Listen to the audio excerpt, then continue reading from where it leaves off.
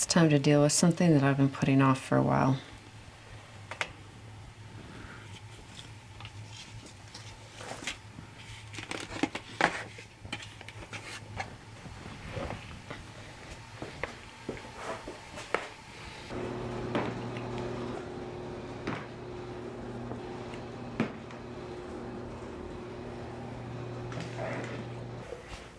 Hi there, Prairie Girl here. So, like I said, it's time for me to deal with something that I've been putting off. I think I packed away a problem in October, and I've been doing a little investigating and trying to figure out exactly what it is that I saw, and I'm pretty sure I know the answer now, so I thought I'd bring out my dahlia tubers and share it with you, and just give you a look, and also deal with what I've created here. So I'm gonna kind of move things around a little bit, get set up, and I'll show you what I'm dealing with. So if you caught my video this fall when I was digging up my tubers, you might recall that I found a few dahlia tubers that just looked just a little bit funky to me, and I wasn't sure what it was. It wasn't anything I'd ever seen before. I suspected maybe it was some sort of a gall. But I'd never heard of that being an issue with dahlias. That was the closest thing I could see that it might be. I also wondered, you know, sometimes dahlia tubers do just grow a little bit funny, and these were a variety I hadn't grown before. So I just had put them away, packed them away like I always do, and did some research, and I'm going to show you what I came up with here. First, I'm just going to go through my dahlias though, because I haven't looked at them in a little while, and they should be checked in storage just to make sure that the growing medium or the storage medium is staying moist and that they're not drying out. So I'm going to go through. I'm not sure which buckets have the affected tubers in them, so I'm just going to go through them all, check over the tubers, check the medium, and when I find the ones with what I'm pretty sure is gall, I'll show you. But while we're here, I thought we'd look over and see what I have here for storage. So you can see when I store my dahlias, I leave them in a large clump, and they actually still have some of the soil attached to them. These are Crazy Love, and they are nice and firm, good solid tubers. I find they just store better being in a large clump like this. And these look amazing. It's still nice and firm, which is good because they have about 3 more months of storage left for them. Should have brought a scoop. But anyway, so I just store them in these collapsible buckets, and they just have a towel in them, just a thin towel, it'll breathe well, and vermiculite. And I'm just going to, this vermiculite has gotten really dry. So as I pack the tubers back, I'm just going to spray vermiculite down a little bit. Now, I'm not looking to make it soaking wet. I just want to make sure there's moisture there available to the tubers if they need it. So I'm just going to pop these back in. I just broke one. I think it'll be all right. It's just a thin one anyways, so I'll set that there. Now, if your dahlias are quite damp for some reason in there and there's still moisture in your stems, make sure you put them upside down when you store them. Mine, you can see the stems have dried out, like I can just snap them right off, which is fine, don't need them. So I can just set them in here any which way they fit. I really should have grabbed a scoop. Oh well. Okay, so let's look at the next one here. So this is Orange Dreamsicle. Oh, this was a new one to me last year. And I can't remember the varieties that were infected. I think one was my Boom Boom White, and I think one of them was Cafe au lait, but I'm not sure. So this Orange Dreamsicle is looking just, some of the smaller, thinner tubers on it are looking just a little bit shriveled. Actually, they're all just a little bit dried up. They're not as firm. I'm actually going to give the tuber just a real gentle little spritz. Like I said, the medium, the vermiculite in here was just dried right out. I haven't been in here in a few months, so You can see my my tags are still firmly attached because I attached them with wire right through the stems. So that's a little trick there. If you have trouble with losing your tags, it's a great way to keep them intact. I'm gonna go get a cup so that I can scoop this better. I didn't think about that.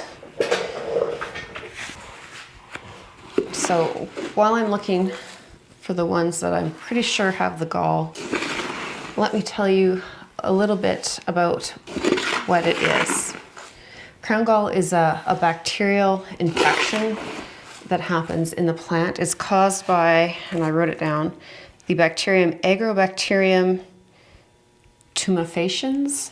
I'm probably saying that wrong, but it's in the soil. It gets into the plant through any damage to the plants in the leaves, or I mean the stems or the roots zone. So one of the best ways of preventing it from happening is just to make sure that you don't have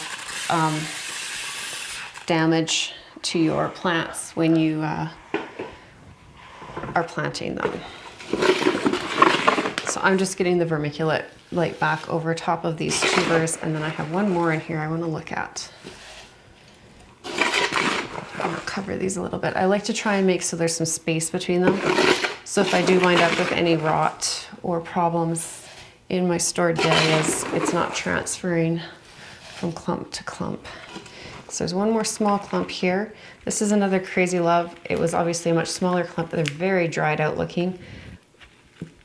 They do still have some firmness to them, like they're not completely dry. So I'm going to store them. I'm going to mist these. I'm not sure these are going to make it until March and be viable, but we'll give them a little mist. Just giving them a little spray. Most of this will get absorbed back up by the vermiculite that gets packed around them, but it'll just put a little moisture directly on them until then. So I'm gonna just try and spray this vermiculite down really well. Okay, so I put quite a bit of moisture back into this vermiculite. It's still not like dripping wet, certainly not soaked. We don't want to cause any mold or rot through too much moisture while they're being stored. You know, cold, dark moisture can lead to some rot issues, so we don't want that. But I do want to get some moisture that can kind of seep back into those tubers that are looking a little bit dried out. Okay, so that bucket, those were all good, other than they were a couple of them were a little bit dry. So that's good. I know I have one bucket that's all good and clear and healthy. Let's grab another one. So let's see what's in this bucket here. So again, I'm just going to take the towel back out. And yeah, it looks like there's maybe some moisture on the bottom. This was sitting close to the concrete there, so you can see there's maybe been a little bit of moisture at the bottom there. But nothing too concerning to me there. Okay. So, and yes, here's a cafe au lait, and I can see one already that looks a little bit funky. So you can see how this has this almost like hammer shape here. Like it's just an odd growth on the tuber. This one's actually dried right out here too. Maybe that's because it's diseased. Maybe it's because it was such a small tuber. But this growth, some people describe it as kind of like a cauliflower-like appearance. But this is the gall here. So this came off of a cafe au lait. Quite often they say this can be caused by also waterlogged soil, which is probably, you know, causing a little bit of rot in the tubers, and then that's how it's accessing into the tubers. I don't think that was the issue. We had a really dry year and hot year this year. But when you see it, you might also notice that your plants weren't thriving. You might have noticed that your plants were really wilting out quickly and weren't flowering as well as you would expect. And mine were doing that. Now again, this was a new variety to me. and it was a really hot year. So I just thought, you know, these big cafe au laits were needing more water, and I wasn't able to keep up with it, and I just thought maybe they just didn't flower as much. And that is true to some extent, but I think part of it was because they had this Crown Gall happening down on the roots that I didn't know about. So this is going in the garbage. So in it goes. I'm gonna try and move the other clumps away from there. Oops. There's another one. That's feeling mushy, actually. Huh. So let's see the rest of this one. So that one was just kind of run through the wire, and I know I'd picked it up and just kind of threw it in with one of these clumps, and I wasn't sure which one it belonged to. I don't see any other signs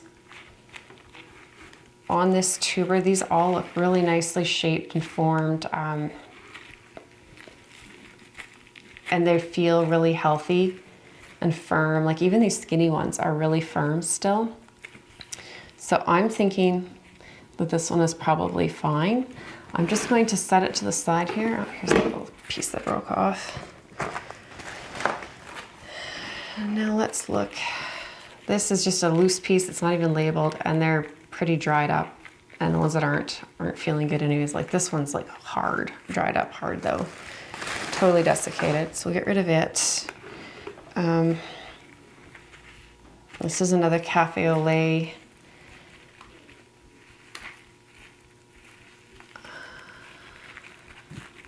Oops.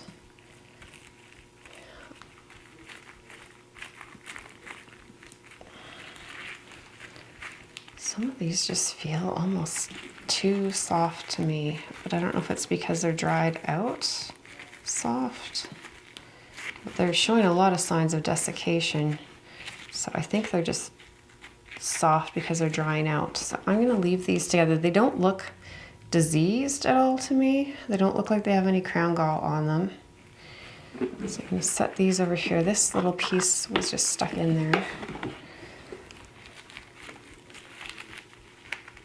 This was another cafe au lait. It's labeled cream. These are almost mushy. These almost feel like they were frozen.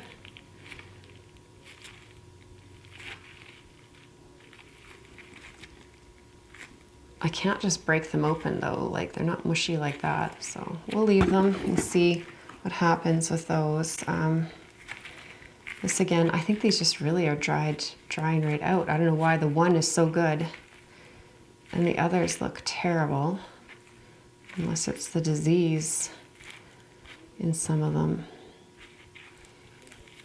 Take this dry piece off. I don't see any signs of Crown Gall. Let's see this one. Yeah, again, it's getting really squishy, really dried out. Just gonna take that off. It's completely dried out. This one's hard and like dried out until it's hard. It's completely desiccated, so I'm gonna just get rid of it. And then, oh, there's one little, this one looks healthy. I'm not sure it has all the pieces it's gonna need to grow. I'll leave it in here, and in the spring maybe I'll be able to see. Maybe I saved it because maybe there's part of the neck and the shoots on there. I don't see them though. So this medium has some moisture in it, but not a lot. But so this is what I'm gonna do. So what it recommended is to just get rid of and destroy any diseased parts that you could find. That's what my research said. And then some suggested using a copper powder, which is a fungicide, to try and kill, because it is a bacterial fungal kind of thing. They say that can help to decrease the chance of the bacteria moving into the tubers and infecting them. So I'm going to put on a mask and just put a little bit of copper powder in here, just mix a little bit in, And then I'm going to actually wet it down a little bit, and I'll just put these tubers back in this bucket. And hopefully then, if there is any more of that in here, I won't be finding it in any other buckets, or won't be spreading it to other buckets. So I have a mask here somewhere. So I'm just gonna sprinkle copper in. And I'm gonna try and sprinkle it on the tubers a little bit.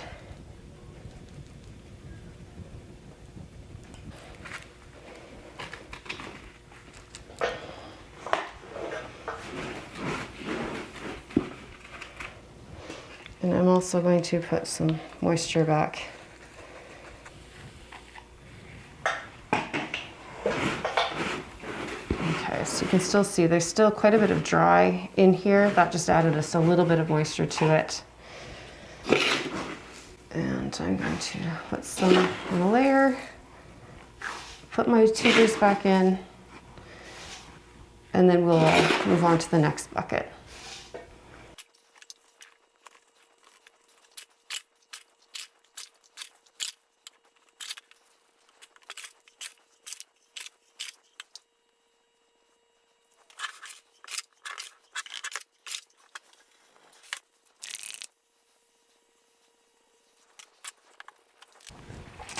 Okay, so that was one bucket that had a little bit of that Crown Gall in it. Hopefully I don't find much more, but I do think I had some Boom Boom White Dahlias that had that as well. So something to keep in mind if you've come across this in your own garden is if you've pulled up Dahlia tubers or any other plant with Crown Gall on it, you shouldn't be replanting in that space, in that soil, especially that variety of plant. Again, they say it can stay in the soil for about 3 years. So here's a Wizard of Oz. Oh, it's just completely dried out. I haven't been in here in a few months. I have not been doing my due diligence with these. That one is a goner. So that's like, see, that's a dried out Dahlia. You know, some people ask me and they're like, you know, it feels a little bit squishy, you know, is it no good? No, a little bit squishy is okay. Completely atrophied and dried out, that's garbage. So I'm just gonna toss that. It looks like that wasn't a very big tuber to begin with, so that's probably part of why that did that. So here's a Boom Boom White, so let's just look at it before I get all the rest in here. It's a little bit on the dry side. I knew these are dry. I forgot to wet the medium before I packed them away. I was just in a hurry to get it done. And then I tried to come in and just sprinkle a bit of moisture on, but I should have done what I'm doing today and just taken them all apart and given them, the medium, a really good soak. These are still, like, they're squishy, but I think they'll be okay. I think they'll rehydrate. So let me see if I can find, there's another clump here. Get it out. What's this? This is another orange dreamsicle. Oops. I must not have had that tag through the stem, or the stem broke, because that one's not attached anymore. It's very odd. But if it's just wrapped around a stem, the stems shrivel up so much that they can come out. Usually I put it through a stem. Let's see if I can. I'm just gonna try and wrap it real tight. Now that they're dried out, it should stay if I wrap it real tight. So these, again, they're a little bit like wrinkled and dried up, but if I can get them to rehydrate now, you know, put them in some moist medium, they should be okay. And they should plump back up. Alright, let's pull this out because I can't see what else is in here. I'm just trying to make as little mess as I can here.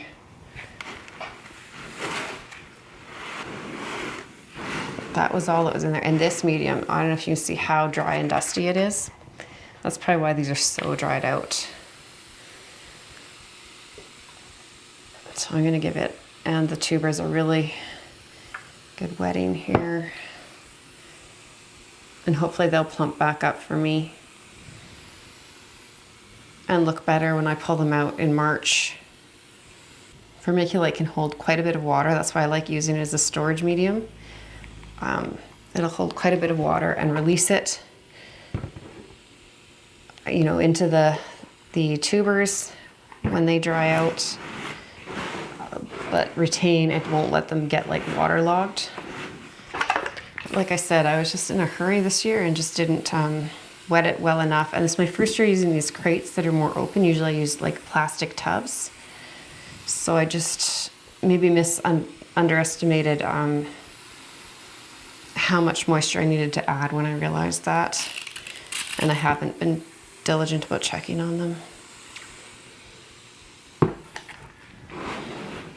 So I'm gonna spray this one. Since these tubers are so dried out, I'm gonna spray this until the vermiculite is all damp. Most of them I left some of it a little bit dry and some of it damp. But these, I'm going to make the vermiculite damp. I don't want it sopping wet, I don't want it dripping wet, but I would like it to be thoroughly damp.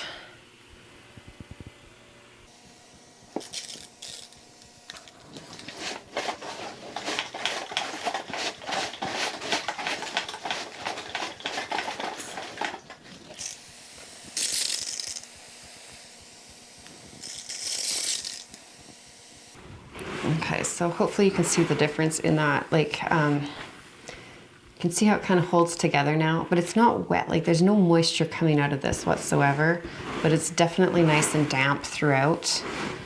And hopefully that should help to rehydrate these tubers a little bit. I'll do my best to get back here and check on them again in about a month. Just to see what's happening, but that should help. And I'll try and put these tubers more in the center, since they're the only ones in this bucket anyways. And hopefully they'll rehydrate nicely for me.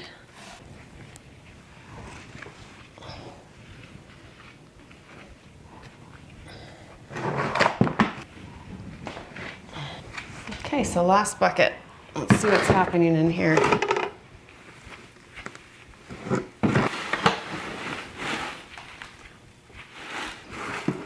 Again, really dried out. This is what you get for not properly moistening your growing medium before you put your bulbs or tubers away. That's completely on me. That was Wizard of Oz. This is Wizard of Oz. I think that was, yeah. They're both quite dried out. They're not completely shriveled. So if I can get them to plump back up before it's time to plant them, maybe they'll be worth saving. What's this? Cafe au lait. This one looks healthy. So I was sure I had a couple that had that gall on them when I dug them up. Maybe I just threw some straight away, or maybe I'm just not seeing it in this dried up state on some of them. These cafe au lait look really nice and plump and firm and healthy from what I'm seeing. So what I see here makes me wonder if there's some leaf gall here. You can see how there's this, and this could be Crown Gall too, there's this abnormal growth here where it's all bunched up and trying to throw out a bunch of little bits of new growth right in this one little section right here. And you can see on this stem too where it was like throwing up weird little growths. So I'm gonna take that area off so you can see these, like they're just knobby, hopefully you can see that knobby little growths. They just don't look right.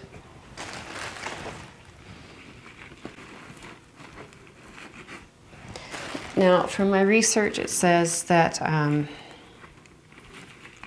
the worst damage, or the damage happens during the growth of the plant.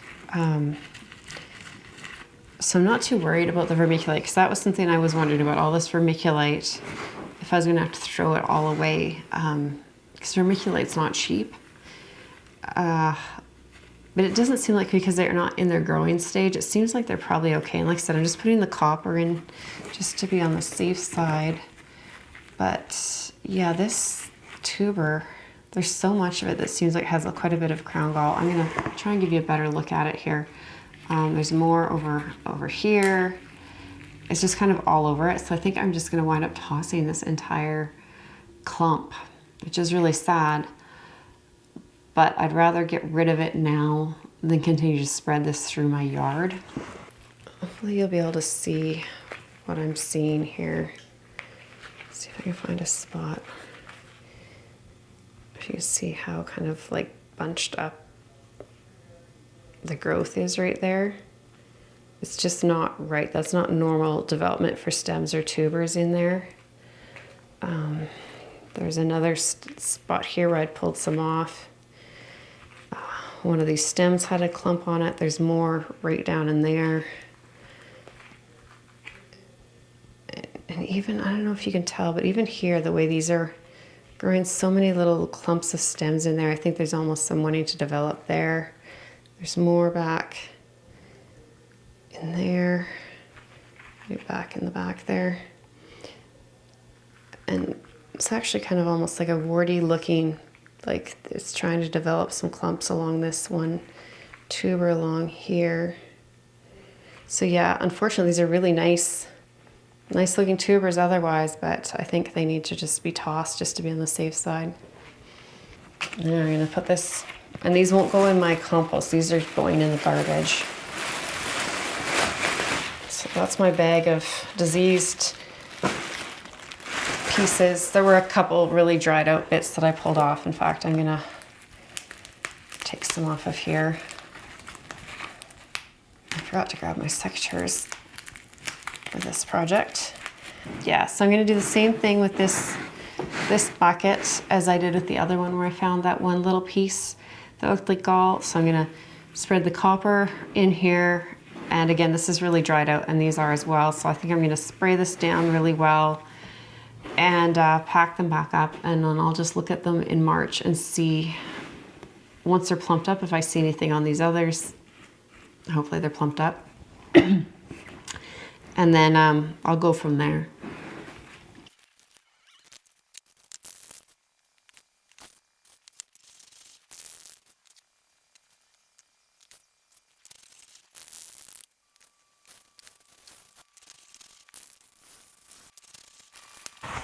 Okay, so I guess that means I've finally gotten to this job that I've been putting off, and it wasn't as bad as I thought it was going to be. And really, the worst part was the desiccated tubers. So I guess I really should have gotten down here a month ago and dealt with this, and then they probably wouldn't have been as bad.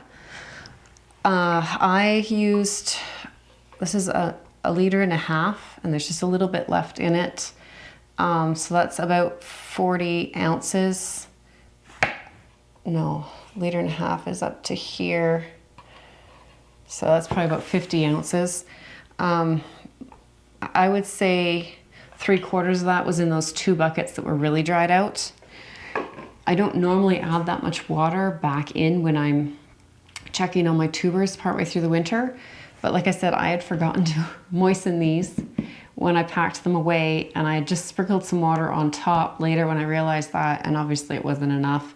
And I haven't been back here since then to deal with them. So I hope that these will be all right. Hopefully I found all the crown gall pieces that were in here. I really think come spring, and especially once I'm trying to sprout them again, and when I'm cutting them apart to break them down into individual tubers or smaller clumps of tubers, if there's any more gall in there, hopefully I'll be able to see it better. And then as they're growing and developing, you know, the growth will be stunted. It won't look right probably from the sounds of things. I don't remember that from last year, but I might not have noticed because I wasn't watching for it, wasn't thinking about it, and it was a lot of different new varieties for me last year. So this year I'll be on the watch for that a little bit more, and hopefully I'll notice if I have any more, and I'll just dispose of them in the trash, because through all my research, that's the best way. They did say like large growers have access to some antibiotics that they can put in the roots, but that's not something for a home gardener. And again, very important to not plant them in soil that had the infected tubers in it before. So I'll be watching for that. So hopefully this helped you with two issues that you might have been having. I've had some questions about people checking on their tubers and they're a little bit dried up and they weren't sure what to do with them. So hopefully that showed you what to do and have a look. This is the most severe mine I've ever looked at this point in the winter. So hopefully this little extra moistening will be enough. Come back in March and we'll find out together.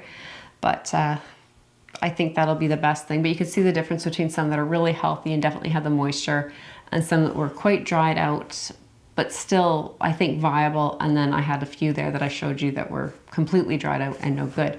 So hopefully that gave you a good view of that. And then also the Dahlia Gall. So if you ever run into that, you might not notice it on your stored tubers. Like I said, it develops over the growing season, but when you're digging your tubers up, it's something to look for and be aware of. So if you see those kind of cauliflower growths, abnormal, lots of growth in one area that's kind of stunted and just an abnormal concentration of growth in one spot, then you'll know that that's likely Dahlia Gall and you should dispose of them. So thanks for watching, and we'll see you next time. Bye.